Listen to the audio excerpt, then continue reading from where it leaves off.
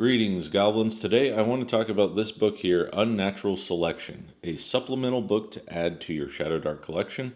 It's a third-party book, and I think if you hadn't had told me that, I would never have known. Obviously, like right next to the ShadowDark book, it looks very in line with the ShadowDark style. It even looks nice sitting on my shelf right beside ShadowDark.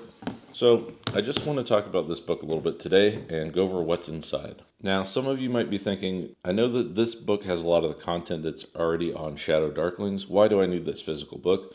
Maybe you're like me and you just prefer analog and you like to hold a book and have it at the table to reference. Or there's actually a lot of other things that aren't available on Shadow Darklings that are in this book, but I'm going to go over a few of these things today. Of course, we have new ancestries, we have additional classes. We also have things like new languages and gear. Now, some of that is in the Cursed Scroll zines, but it's also collected here if you'd rather have a hardback version.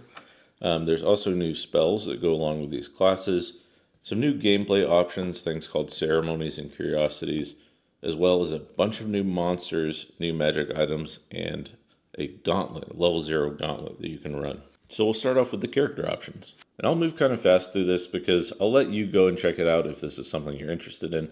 We have a lot of new ancestry options like these Shalonians, Dragonborn, Forest Elves, Half-Trolls, Shadow Elves, Tieflings, Gnomes, Mycelian, Risen, Slimefolk, Skurrid, Sylvarin. Then we move on from ancestries immediately into the classes. We have the Beastmaster class, we have a Fiend class, we have Grave Warden, Ovate, I believe is how that's said, Plague Doctor class, Shaman, and then we go to the backgrounds, a Death Pantheon, and all the art in this is really in line with what you're going to find in your ShadowDark book. We have the titles for these new classes, new languages, some gear options, and we quickly move on to magic. Now, I'm just going to skip over the magic section because these are things that all go with these specific classes. But there's some great art in here as well that I think is really in line with the ShadowDark style. But as soon as we get out of the magic section, we move right on to one of my favorite parts of this book here.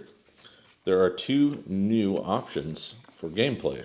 So here we have ceremonies, which are similar to the way that carousing works, but it just gives you some other options besides the ones that are in the standard ShadowDark book. And this is one of my favorite parts of the book, curiosities. Remember that these tables serve as guidelines to assist you in creating something unique and original. You're not bound by the die rolls. Feel free to skip any tables that don't fit your particular curiosity or come up with your own ideas. I just think curiosities are a fun addition to the game, and they can really help spark your imagination and create kind of interesting quest sort of ideas. Okay, and then we skip to one of my favorite parts of the book, monsters. I always love new monster options for any game, and there's some really interesting things here. Like we have fell curses, mutations. There's a whole chart for mutations and skin deformities or weaknesses. I think this can just add a lot to your ShadowDark game.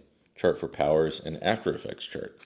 Plus, again, the art is awesome in this. I think it really is in line with everything like I've been saying that, you'll see in other ShadowDark materials.